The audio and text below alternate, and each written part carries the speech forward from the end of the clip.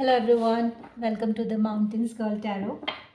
कैसे हैं आप सब लोग? आई होप सब बहुत मज़े में होंगे, फ़न कर रहे होंगे, लाइफ के लेसन्स ले रहे होंगे और इन्जॉय कर रहे होंगे। राइट, हमारे पास एक ही तो लाइफ होती है, इसमें इतना ज़्यादा परेशान होने की ज़रूरत नहीं है। मतलब थोड़ा बहुत तो होता ही है बट या just have fun and keep smiling.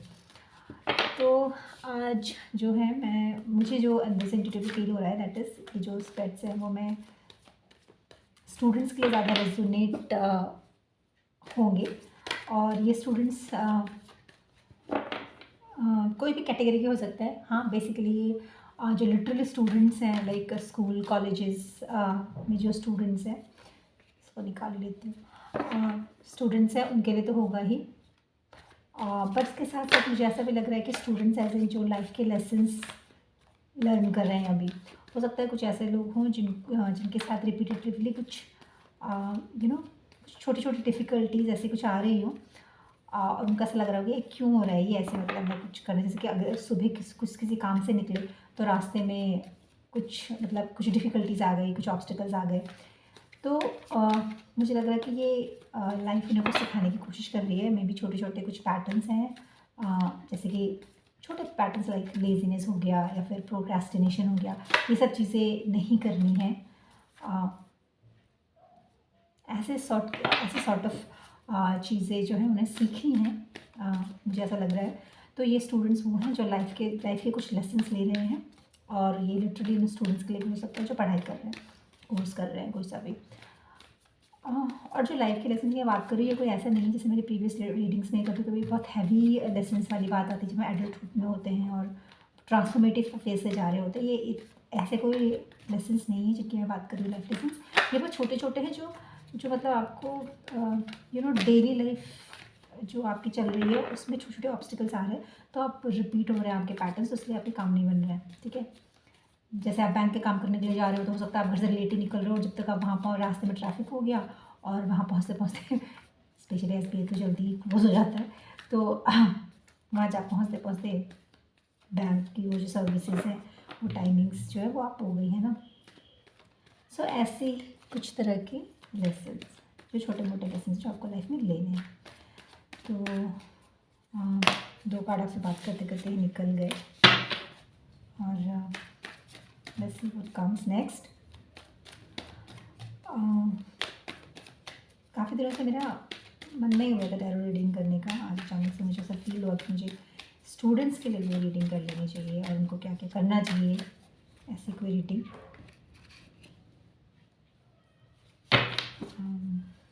देखते क्या होता है। एंड अगर आपको ये रीडिंग पसंद आती है, रेजोनेट करती है, या फिर आपको ऐसा लगता है कि आपके आसपास कोई है जिसको ये रीडिंग्स हेल्प कर सकती हैं, तो just please like, subscribe and share, so that किसी का काम आ जाए।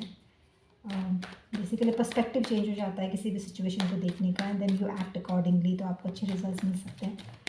कभी कभी चीज़ हमारे सामने होती है बट हमें खुद से नज़र नहीं आती, तो कोई और बता देता है तो हम उस एंगल से सोचने लग जाते हैं। Tarot is just about that. Oh my god. निकाल देगा ऑन कर।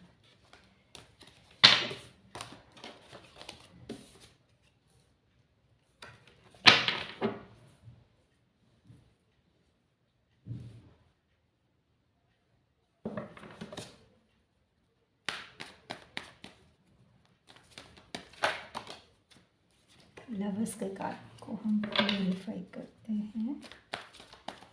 लवर्स क्यों आए थे?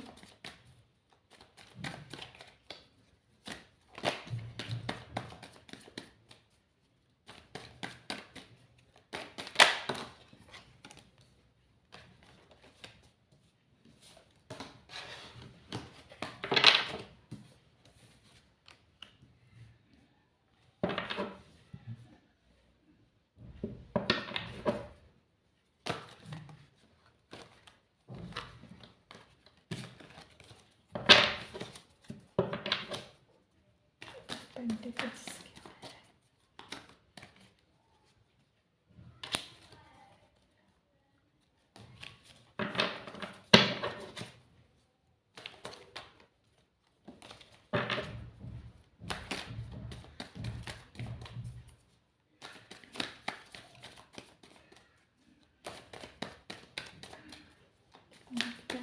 इसके बाद यहाँ पे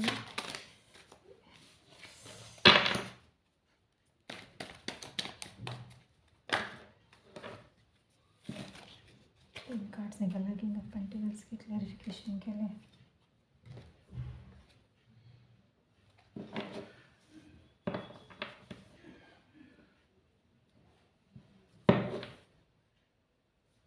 ऑफ सोर्ट्स। तो यहाँ पे जो कार्ड्स आए हैं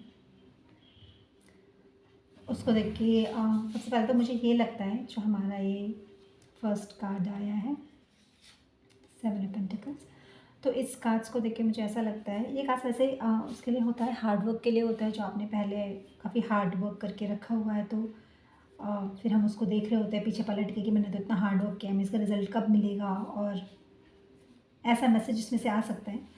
अभी यहाँ पे जो मुझे लग रहा है वो इसे देख के ये लग रहा है कि ये आप हैं जो ये देख रहे हैं कि आपके सामने पहाड़ के जितनी कोई चीज़ है, और वो इतनी पहाड़ नहीं है बट आपको लग रहा है कि यार बड़ी चीज़ है, मतलब हो सकता है अभी इस मोमेंट में वो आपके लिए बड़ी चीज़ हो। जैसे कि हमारा कुछ टेस्ट्स होते हैं है ना, क्लास टेस्ट आ रहे हैं, और सपोज वो क्लास टेस्ट किसी डिफ़िकल्ट सब्जेक्ट का है, मान लो फिज़िक्स का है, मैथ्स को सभी डिफ़िकल्ट बोलते हैं, तो जैसे फिज़िक्स का एग्जांपल लेते हैं कि आपको फिज़िक्स से बहुत डर लग रहा है, आपको मैथ्स बहुत अच्छी है आपकी, बट आपको फिज़िक्स में थोड़ा टाइट है हाथ तो मे भी आपका फिज़िक्स का क्लास टेस्ट हो सकता है और आपको ना समझ में नहीं आ रहा, तो आपको लग रहा है यार ये फिज़िक्स का इतने जो टॉपिक्स हैं, इतने जो चैप्टर्स हैं ये कंप्लीट करने हैं टेस्ट से पहले, और आपको क्या लग रहा है वो बर्डन सा लग रहा है। इसी तरह मैं एक एग्जांपल दे रही हूँ, पर इस तरीके से और चीज़ें हो सकती है। सपोज जैसे कि मैंने ये बताया कि कुछ लोग ऐसे हैं जो लाइफ़ के लेसन्स ले रहे हैं ना, जो छोटी छोटी चीज़ें सीख रहे हैं अपनी लाइफ में, जैसे कि प्रोक्रेस्टिनेशन को दूर करना, लेज़ीनेस को हटाना, ठीक है, जो आप बोल रहे हैं वो सच बोलें ज़्यादा देर बातों को घुमाना, क्योंकि जब आप बातें घुमा घुमा के बोल रहे हैं ना तो क्या हो रहा है कि आपका नुकसान हो रहा है, आपका टाइम भी वेस्ट हो रहा है, आपका एनर्जी भी लॉस हो रही है, और बात का कुछ बन जा रहा है, मिसअंडरस्टैंडिंग हो जा रही है चीज़ों को लेके आपके दोस्तों के साथ, बिकॉज आपको लग रहा है कि नहीं इसको इस तरीके से बना के बोलेंगे तो ज़्यादा इम्पैक्ट पड़ेगा, बट उसका उल्टा कुछ असर हो रहा है। तो ऐसे छोटे छोटे लेसन जो लोग ले रहे हैं उनके लिए भी ये चीज़ है कि उन लोगों को छोटी सी चीज़ करनी हो रही है, जैसे कि मैंने बैंक का एग्जांपल दिया, या फिर हो सकता है कोई दूसरा एग्जांपल हो जहाँ पे आपको कुछ काम है, कोई पोस्ट ऑफिस जाना है, कुछ पोस्ट करना है, ऐसे छोटे कोई काम हो सकता है, लेकिन वो क्या हो रहा है कि टलते जा रहे हैं, वो काम आपको काम हो नहीं पा रहा, आपको लग रहा है आज भी टाइम नहीं मिला, कल भी टाइम नहीं मिला, तो आप थोड़ा सा माइक्रोस्कोपिक व्यू से देखो कि आप कर क्या रहे हो, राइट, आपको कौन से लेसन लेने हैं, ठीक है। तो हो सकता है आप छोटी छोटी कोई चीज़ें मिस कर रहे हो जो आपको लग रहा हो कि ये कोई बहुत इंपॉर्टेंट नहीं, बस उसकी वजह से ये चीज़ें रिपीट हो रही हैं, आपको ये सिखाने के लिए कि आपको चीज़ें रिपीट नहीं करनी है, ठीक है। जैसे कि अगर आप लेट उठ रहे हो, लेट निकल रहे हो, तो आपको ये चीज़ें बार बार इसलिए हो रही है क्योंकि आपको ये सिखाया जा रहा है कि डोंट, क्या कहते हैं, लेजीनेस को हटाओ, या फिर आप ये सोचिए कल कर लेंगे, कल शाम को इतने बजे कर लेंगे, मतलब फिर कल नहीं हुआ तो परसों कर लेंगे, तो प्रोक्रेस्टिनेशन को हटाओ, ठीक है। तो ऐसे चीज़ें सिखाने के लिए हो रहा है। तो ये चीज़, ये छोटी मोटी चीज़ें भी आपको ऐसी लग रही है, पहाड़ी से लग रही है यार ये काम तो हो ही नहीं रहा है, मैं रोज़ निकल रहा हूँ उस काम को करने के लिए, लेकिन कभी टाइम ही नहीं मिल पा रहा है ना, तो आपको ऐसा कुछ फील हो रहा है इन चीज़ों को लेके। दूसरा मुझे यहाँ पे ये लग रहा है कि जो भी आप काम करने जा रहे हो उसमें ना कुछ लोगों के लिए ऐसा होगा कि आपको पार्टनरशिप में काम करना होगा। अब पार्टनरशिप अगर मैं बात करूँ तो जैसे कि आप सपोज़ आपका एक ग्रुप स्टडी है, मतलब 3-4 फ्रेंड्स हैं जो साथ में मिलके पढ़ाई करते हैं, या फिर जैसे कि एक लैब पार्टनर्स होते हैं, राइट, या फिर हो सकता है ऑफिस में या कहीं भी आपका जो भी काम है, मतलब आपको जो भी करना है वो आपको एज अ ग्रुप करना है सपोज़, ठीक है।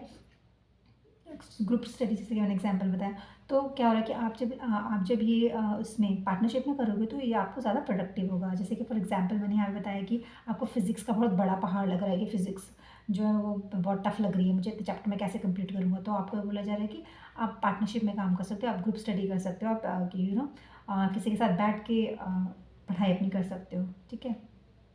बट यहाँ पे कुछ लोगों के लिए यहाँ पे ऐसा भी होगा कि मान लो कि आपके पहले से कोई स्टडी पार्टनर है, ग्रुप स्टडीज़ के आपके पार्टनर्स हैं, तो हो सकता है कि आप लोगों के ना बीच में कुछ आइडिया के क्लैशेज आते हैं ना, वैसी कुछ चीज़ें हुई हों, है ना। और ये बहुत बड़े लेवल की नहीं, छोटी मोटी चीज़ें जो दोस्तों के बीच में होती रहती है या वैसी होती हैं जो हम 4 दिन हमारे दिमाग में चलती है फिर हम भूल जाते हैं। तो वही चीज़ है कि ऐसा कुछ हुआ हो आपके फ्रेंड्स के बीच में कि उन्होंने बोला कि चलो आज 2 बजे स्टडी करेंगे, और आपने बोला कि 2 बजे तो मेरे पास टाइम नहीं है, 5 o'clock से स्टडी करें, वो कहे आपका जो फ्रेंड है वो कह रहा है कि नहीं 5 o'clock तो ये वाला काम है, ठीक है। तो फिर ऐसी छोटी छोटी चीज़ें क्लैशेस हो रहे हैं। तो अगर ऐसा कुछ आपने गलती से बोल दिया है ज़ोर से, या कुछ भी ऐसा कुछ कर दिया कि जैसे सामने वाले को थोड़ा सा अजीब लग रहा है, बुरा लग रहा है, वो मतलब वो इतना इंटरेस्ट शो नहीं कर रहा है आपके साथ स्टडी करने में, ग्रुप स्टडी करने में, तो आपको बोला जा रहा है कि कोई बात नहीं, थोड़ा बहुत माफ़ी वगैरह मांग लो और चीज़ों को बैलेंस करने की कोशिश करो। ठीक है, ये कोई बहुत बड़ी प्रॉब्लम नहीं है, चीज़ों को बैलेंस बैलेंस करने की कोशिश करो, एंड देन अपने काम पे फोकस करो। मतलब जो आपका फाइनल रिजल्ट है, आपको वो रिजल्ट मिलना चाहिए, है ना। क्योंकि यहाँ पे देखिए, यहाँ पे टू ऑफ पेंटिकल्स आया है, यानी कि आप इस सिचुएशन को बैलेंस कर लीजिए, पेज ऑफ वो, और यहाँ पे आया है पेज ऑफ कप्स। ठीक है, तो आपको ये बोला जा रहा है कि आप अपने इमोशंस आप बोल दो, सॉरी बोल दो अगर आपको लगता है कि आपको सॉरी बोलना चाहिए। ठीक है, या फिर आप एडमिट कर लो जो भी आप क्यों ये टाइम प्रेफर कर रहे हो, मतलब जो भी आपके अंदर है वो आप बोल दो क्लियरली। ठीक है, और बैलेंस कर लो, सिचुएशन को आप बैलेंस कर लो। और उसके बाद यहाँ पे किंग ऑफ पेंटिकल्स आया है। वैसे किंग ऑफ पेंटिकल्स बहुत ही अबंडेंट कार्ड होता है, जिसमें यू नो किंग ऑफ मतलब आपका सारी मटीरियलिस्टिक चीज़ें हैं, सारे रिसोर्सेज आपके पास हैं। ठीक है, जो और आप बहुत आराम से अपने थ्रोन में बैठे हुए हैं। ठीक है, तो यहाँ पे किंग ऑफ पेंटिकल्स आया हुआ है, इसका मतलब ये है कि यस, आपके पास सारी चीज़ें हैं, आपके पास रिसोर्सेज हैं पढ़ाई करने के लिए। और यहाँ आपको ये भी बोला जा रहा है कि जब आप ये कर रहे हो, जब आप ये आप एग्ज़ाम राइट करने जाओ, या फिर जब आप स्टडी अपनी स्टार्ट करो, जैसे कि आपने 15 डेज़ का टाइम बना लिया, 20 डेज़ का टाइम बना लिया कि मुझे इतने टाइम में ये जो पेपर है वो कंप्लीट करना है, ये चैप्टर्स कंप्लीट करने हैं, ये यूनिट्स कंप्लीट करने हैं। तो ये कहा जा रहा है कि आप ओवरवेल्म, जैसे यहाँ पे आपको क्या लग रहा है, पहाड़ लग रहा है ना, कि अब इतना सारा काम करना है। तो यहाँ पे ये बोला जा रहा है कि आप बहुत अच्छे से इस चीज़ को बहुत ही अच्छे से कर पाओगे। आपको क्या करना है इसके लिए, सबसे पहले तो आपको जो है, जो ये नेगेटिव थिंकिंग है, जो आपको ऐसा लग रहा है कि मैं हर तरफ से उलझ रहा हूँ, मतलब अभी तो ये वाला यूनिट भी करना है, फिर ये वाला भी करना है, फिर वो वाला भी करना है, इतना ओवरवेलमिंग हो रहा है। तो आपको ये कहा जा रहा है कि सबसे पहले तो ये सारी चीज़ों को हटाओ, अपने आप को से शेक ऑफ करो। ठीक है, और फिर एक एक चीज़ का कोई एक चीज़ पॉइंट आउट, अगर आपको ओवरवेलमिंग लग रहा है तो सबसे ईजिएस्ट चीज़ पकड़ो जो आपसे आराम से हो जाए। ठीक है, वो ईजिएस्ट चीज़, एक चीज़ पकड़ो और उसको पहले उसको करो, फिर आपको थोड़ा सा कॉन्फिडेंस डेवलप होगा, फिर go to the next unit और नेक्स्ट चैप्टर जो थोड़ा सा हार्ड होगा, फिर आपको थोड़ा और कॉन्फिडेंस डेवलप होगा। तो आपको यहाँ पे ये कहा जा रहा है, जैसे कि यहाँ पे टावर का कार्ड आया है, एम्प्रेस का आया है, और 3 ऑफ वॉन्ड्स का कार्ड आया है। ठीक है, तो यहाँ पे इन कार्ड्स को देख के मुझे ऐसा लगता है कि आपको सबसे पहले तो ये जो नेगेटिविटी है, या फिर ये जो ओवरवेलमिंग वाली सिचुएशन है, उसको हटाना है अपने ऊपर से। ठीक है, इसको आप सबसे पहले तो इसको अपने दिमाग से क्लियर करो, और ये डर को अपने दिमाग से हटाओ। दूसरा कि आपको बहुत ही कॉन्फिडेंट रहना है, और आप हो कॉन्फिडेंट। ठीक है, ऐसा नहीं आप कॉन्फिडेंट नहीं हो, आपको लग रही है ओवरवेलमिंग चीज़ें, लेकिन अंदर से आप कॉन्फिडेंट हो। तो सबसे पहले तो अपनी ये उसको हटा दो, जो नेगेटिव थिंकिंग है उसको हटा दो। ठीक है, अपने फेयर को हटा दो, और बिल्कुल क्या कहते हैं, एकदम कॉन्फिडेंटली करो कि हाँ आप कर ही लोगे। ठीक है, और उसके बाद आप स्ट्रेटेजाइज करो, क्योंकि आपको पता है, आप मतलब मुझे ऐसा तो नहीं लग रहा है कि आपको बिल्कुल ही कुछ नहीं पता है, बट आपको पता है कि आप कैसे स्टेप, जैसे मैंने भी स्टेप बाय स्टेप बताई। सबसे पहले अगर आपको बहुत ओवरवेलमिंग लग रहा है, तो एक फर्स्ट बहुत छोटा सा टॉपिक लो, फिर उसको करो, फिर उससे थोड़ा कॉन्फिडेंस आएगा, फिर नेक्स्ट थोड़ा बिगर टॉपिक लो, थोड़ा टफ टॉपिक है वो लो, फिर उससे थोड़ा सा आपको कॉन्फिडेंट आएगा। ऐसे करते हुए फिर आप धीरे धीरे आगे बढ़ोगे, तो आपको खुद ही पता चल जाएगा मुझे कैसे कैसे चीज़ें करनी है। But just to start you have to start in a way जहाँ पे आप थोड़ा अपने को कॉन्फिडेंट फील करो, ना कि एकदम से ऐसे लो फील करने लग जाओ, लो कॉन्फिडेंट फील करने लग जाओ। ठीक है, तो आपको बोला जा रहा है कि अपना पूरा चार्ट बनाओ, पूरा प्लान बनाओ कि आपको कैसे कैसे करना है, और उस हिसाब से आप स्टार्ट करो, एंड आप बहुत अच्छे तरीके से सारी चीज़ें कर पाओगे, है ना। और यहाँ पे क्वीन ऑफ सोर्स का कार्ड भी आया है, तो आपको ये भी कहा जा रहा है कि अपने थॉट्स में क्लैरिटी रखो। सपोज़ आपने आज सोचा कि आपको, अभी एग्जाम्पल्स ले दे रही हूँ क्योंकि स्टूडेंट्स के पर्सपेक्टिव से मतलब मेरे को कार्ड्स आए हैं, तो जो मेरी चैनलिंग हो रही है वो इस तरीके से हो रही है कि जैसे अगर आप आपने आज फर्स्ट डे आपने चार्ट बनाया, सपोज़ आपने, जैसे मैंने बताया कि आपको एक विजन बनाना है अपना, कि मुझे ये इतने इतने दिन में ये चीज़ें कंप्लीट करनी है, ऐसे ऐसे कंप्लीट करनी है। तो जब हमने चार्ट बनाया, तब ऐसा नहीं होना चाहिए कि अभी आपने फर्स्ट टॉपिक निकाला और आपको क्या हो गया, जिसमें पढ़ते पढ़ते बीच में आपको थोड़ी सी कन्फ्यूजन हो गया, और आप थोड़ा सा अनकंफर्टेबल फील कर रहे हो, तो आप सोचोगे नहीं इसको ना मैं बाद में कर लूँगा, अभी ना मैं दूसरा निकाल लेता हूँ। तो आप ऐसे में क्या कर रहे हो, ये जो आपको डिफिकल्ट लग रहा है उसको आप प्रोक्रेस्टिनेट कर रहे हो। ठीक है, ऐसा नहीं करना। अपने दिमाग में थॉट्स में बहुत क्लैरिटी रखनी है कि अगर मुझे ये वाला यूनिट कंप्लीट करना है, तो मुझे पहले ये वाला यूनिट पूरे अच्छे से कंप्लीट करना ही है। ठीक है, ऐसे नहीं कि आप क्लाउडीनेस में नहीं रह सकते। ठीक है, तो बहुत थॉट्स में क्लैरिटी रखो। दूसरा यहाँ पे कहा जा रहा है कि अगर आप एग्ज़ाम्स दे रहे हो, ठीक है, और ये सबके लिए ही है, ये उन लोगों के लिए भी है जिनके लिए मैं कह रही हूँ जो लाइफ लेसन्स ले रहे हैं, उनके लिए भी है कि अगर आप किसी से बात करते हो तो पूरी क्लैरिटी के साथ बात करो। जैसे कि यहाँ पे क्या आया था, लवर्स का कार्ड आया था, और इस लवर्स के कार्ड को देख के भी मुझे ऐसा लगा था, और इसको मैंने जब क्लैरिफाई किया था तो पेज ऑफ कप्स और 2 ऑफ पेंटिकल्स आया था। तो जिस तरह से मैंने स्टूडेंट्स के लिए बताई ग्रुप स्टडी के लिए, उसी तरह से ये उन स्टूडेंट्स के लिए है जिनका मैं कह रही हूँ कि हो सकता है वो किसी कोर्स में इनरोल ना हो, लेकिन लाइफ के कुछ लेसन्स ले रहे हो। तो उस केस में यहाँ पे ये आया है कि आप कोई भी बात करें, किसी से भी बात करें तो पूरी क्लैरिटी के साथ बात करें, किसी भी चीज़ को घुमा के बात ना करें, ठीक है।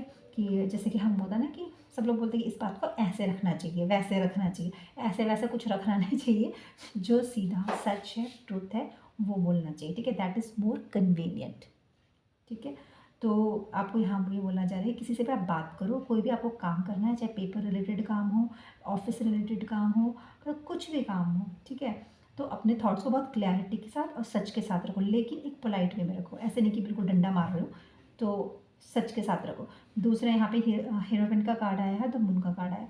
तो इसको देख के मुझे ऐसा लग रहा है कि जैसे कि मैंने आपको पहले बताया, पहले भी यहाँ पे आया कि थोड़ी सी कन्फ्यूजन आपको लग रही है, किंग ऑफ पेंटिकल्स के नीचे ही द मून का कार्ड आया। इस कार्ड को देख के ही मुझे ऐसा लग रहा था कि जैसे आप थोड़ा सा बंधा हुआ फील कर रहे हो, कि मतलब बहुत ओवरवेलमिंग। तो वैसे थोड़ी बहुत नेगेटिविटी, थोड़ा बहुत, क्योंकि फ्यूचर वो है ना, अनसीन है ना, आप देख तो नहीं सकते हैं कि फ्यूचर में क्या होने वाला है, लेकिन कहीं ना कहीं आपको अंदर से वो होता है, एक इंट्यूटिवली कुछ चीज़ें पता होती है कि हाँ ऐसा हो सकता है, लेकिन हम उसको 100% नहीं बोल सकते कि ऐसा ही होगा। तो उस तरीके की कुछ मिक्स इमोशंस आपके हैं, विच इज़ फाइन, वो सबके साथ ही होता है, ठीक है। वो दैट इज़ फाइन। फ्यूचर में जो होगा वो आज पे डिपेंड करेगा, आज आप क्या कर रहे हो वो वैसा ही आपका फ्यूचर बनेगा। तो ये मैंने आपको बताया कि आज आपको क्या क्या करना है, आपको कैसा फील हो रहा है, आपको क्या क्या करना है, ठीक है। तो क्लैरिटी से बात करनी है अपने सबॉर्डिनेट्स के साथ, अपने जो भी आपके पीयर्स हैं उनके साथ आपको बैलेंस बना के चलना है, ठीक है। ना सिर्फ अपनी कहनी हो, ना सिर्फ उनका सुनना, एक बैलेंस बना के चलना है,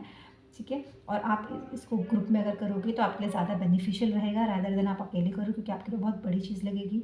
तीसरा, आपको एक विजन बनाना है, आपको अपने फेयर से बाहर निकलना है। और यहाँ पे एक सबसे अच्छा कार्ड है हीरोइन का, यानी कि आपको इन सारी चीज़ों को लेकर कमिटेड रहना है। ऐसा नहीं कि 2-3 दिन किया, फिर जोश में आकर 2-3 दिन किया, फिर 4th दिन आपको फिर वो हो गया, ठीक है, हो या तो फिर 2 चीज़ें होती हैं, या तो होता है कि ओवरवेलमिंग होता है, या छोड़ो फिर बाद में कर लूँगा, लेज़ीनेस, वो नहीं करना है। और या तो फिर आप ओवर कॉन्फिडेंट हो जाते हो, 3 दिन मारिए, 3 दिन में तो मैंने 4 टॉपिक्स हो जाते, मैंने 5 टॉपिक 3 दिन में कर लिए, कोई बात नहीं, अभी मैं टाइम ले सकता हूँ, रिलैक्स कर सकता हूँ। नहीं, ऐसा भी नहीं करना है। आपको कंसिस्टेंसी बना के चलनी है और कमिटेड रहना है। आपने जो भी प्लान बनाया है अपना, चाहे वो स्टडी का प्लान हो, चाहे वो आपने 15 डेज़ का अपना प्लान बना लिया हो, जैसे कि मैं कह रही हूँ कि जो कुछ लोग लाइफ लेसन्स ले रहे हैं, उन्होंने सपोज 15 डेज़ का प्लान बना लिया कि मुझे इतने बजे उठना है, इतने बजे यहाँ जाना है, इतने बजे ऐसे करना है, वर्कआउट करना है। तो एक पर्टिकुलर टाइमलाइन फिक्स कर लो, 25 डेज़ तक, 28 डेज़ तक, 30 डेज़ तक मुझे ये चीज़ें कंसिस्टेंटली करनी है, ठीक है। तो यहाँ पे यही आ रहा है आपका कि सबसे पहली चीज़ कि आपको कमिटेड रहना है, फेयर से दूर रहना है। आपको चीज़ें ओवरवेलमिंग लग रही है तो आपको किसी की सलाह लेनी है, और लोगों के साथ अगर आप जुड़ के काम करोगे तो ज़्यादा अच्छे से कर पाओगे। ऐसा नहीं कि नहीं कर पाओगे अकेले, बट अकेले आपको वो चीज़ें थोड़ी बड़ी लगेंगी, ठीक है। तो लोगों से जुड़ के करोगे तो अच्छी लगेंगी। बैलेंस बनाना है, कंसिस्टेंट रहना है, कमिटेड रहना है, ठीक है। और सबसे इम्पॉर्टेंट चीज़, क्लैरिटी के साथ चलना है।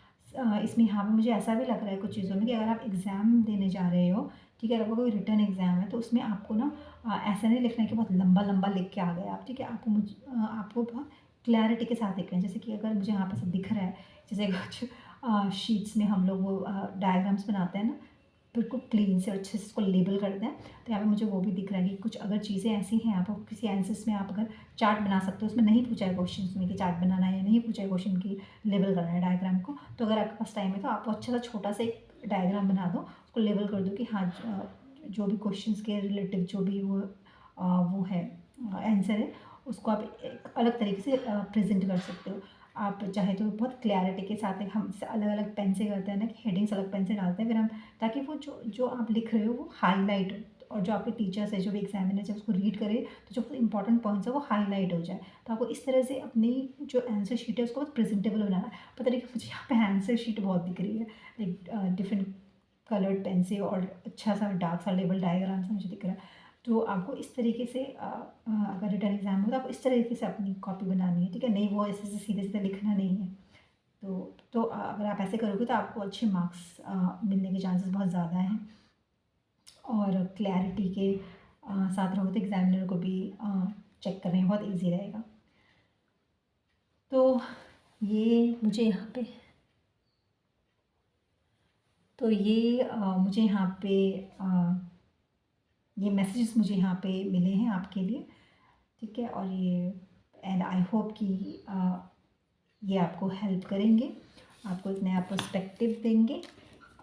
And all the best to all the students, चाहे वो लाइफ के स्टूडेंट्स हो, चाहे वो कॉलेज स्कूल के स्टूडेंट्स हो, ठीक है। या मज़े करो, मस्ती करो। स्टूडेंट लाइफ बहुत मस्त होती है, जब ख़त्म होती है ना तब पता चलता है कि यार तो या पहले मुझे वैसा लगता था कि बड़े लोग ऐसे क्यों बोलते हैं कि स्टूडेंट लाइफ इतनी अच्छी होती है, मतलब स्टूडेंट लाइफ में तो कितना कुछ झंझट होता है, मतलब ये पढ़ाई करो वैसे करो, बड़े लोगों को तो कितने मज़े आते हैं एवरीथिंग। बट अब जब मैं खुद उस स्टेज में आ गई तो मुझे ऐसा लगता है यार बहुत मस्त होती है स्टूडेंट लाइफ, है ना, चाहे कैसे भी हो मज़ा आता है।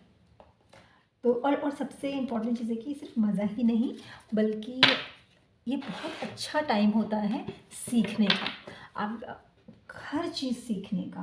बाद में आप नहीं बोल सकते कि मुझे ये नहीं आता, मुझे वो नहीं आता, फिर बाद में वो कोई ना सिखाने वाला मिलेगा, खुद ही सीखना पड़ेगा। और फिर जब ना डंडे मार के लाइफ सिखाती है ना तो फिर थोड़ा वो होता है तो थोड़ा ज़्यादा मज़ा नहीं आता है, ठीक है। जस्ट इन्जॉय इट, बैलेंस करके चलो।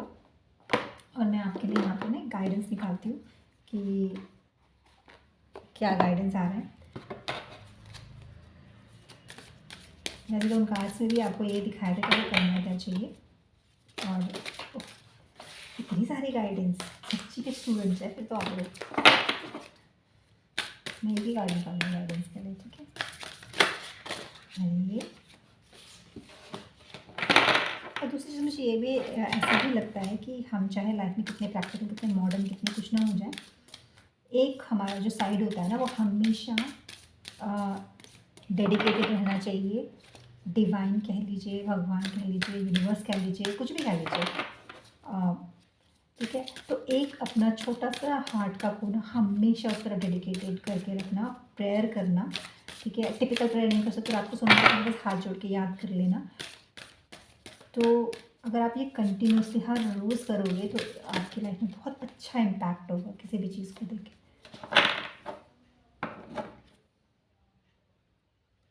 यहाँ पे कैसा है देखो, कार्ड भी कैसा है ना, the law of Karma, reaping what you so. इसका मतलब ये है कि जिस तरह से आप मेहनत करोगे, ऑब्वियसली अगर आप अच्छी मेहनत करोगे आपको अच्छा फल ही मिलेगा। तो घबराओ मत, अगर आप अच्छे से पढ़ाई करोगे तो अच्छा ही मिलेगा। और यहाँ पे कार्ड है family emotional support, your family requires more emotional support and financial spend time with your family. अब यहाँ पे इस कार्ड को देख के मुझे ये भी लग रहा है फैमिली का कि अगर आपको कोई प्रॉब्लम होती है, जैसे कि अगर आपको सुबह उठ के पढ़ना है ना, या फिर आपको कोई चीज़ लेसन्स आपको कुछ समझ नहीं आ रहे हैं, या फिर कुछ कोई भी कन्फ्यूजन, जैसे अभी ये एक कार्ड आया था कि आप अपने फ्रेंड्स के साथ अगर आपने कुछ बुरा लगा किसी फ्रेंड्स को और आपको सॉरी बोलने की ज़रूरत है तो वहाँ पे सॉरी बोल दो, या फिर बैलेंस बिठाओ। तो कोई भी अगर आपको ऐसी छोटी सी भी कन्फ्यूजन हो रही है तो यहाँ पे मुझे इस देख के ऐसा लग रहा है कि आप अपने पेरेंट्स से बात कर सकते हो, उनसे जाकर डायरेक्टली बोलोगे मुझे ये चीज़ की प्रॉब्लम हो रही है या मुझे ये चीज़ की रिक्वायरमेंट है कि मैं सुबह उठना चाहता हूँ, तो मतलब आप मुझे सुबह उठा दोगे क्या, या फिर आप मुझे सुबह चाय दे दोगे क्या जब मैं पढ़ाई कर रहा हूँ, है ना। कोई भी आपको रिक्वायरमेंट है, आप जाओ फैमिली के साथ बैठो और उनके साथ वो चीज़ डिस्कस करो, ठीक है। तो जब आप ये चीज़ें डिस्कस करोगे तो आपको सोल्यूशंस भी मिलेंगे और आपको सपोर्ट भी मिलेगा अपनी फैमिली से, ठीक है। तो ओके, ऑल द बेस्ट। जिनके भी एग्ज़ाम्स हैं उनको भी ऑल द बेस्ट, और जिनको भी छोटी छोटी डिफ़िकल्टीज और ब्लॉकेजेस आ रहे थे, अगर ये रीडिंग आपको हेल्प करती है then I be so happy. And yes, stay happy. और क्या बोलूँ, मुझे तो ये लगता है कि लाइफ का एम्बिशन ही होना चाहिए कि I want to be happy and peace and at peace, ठीक है। So bye, see you in the next reading.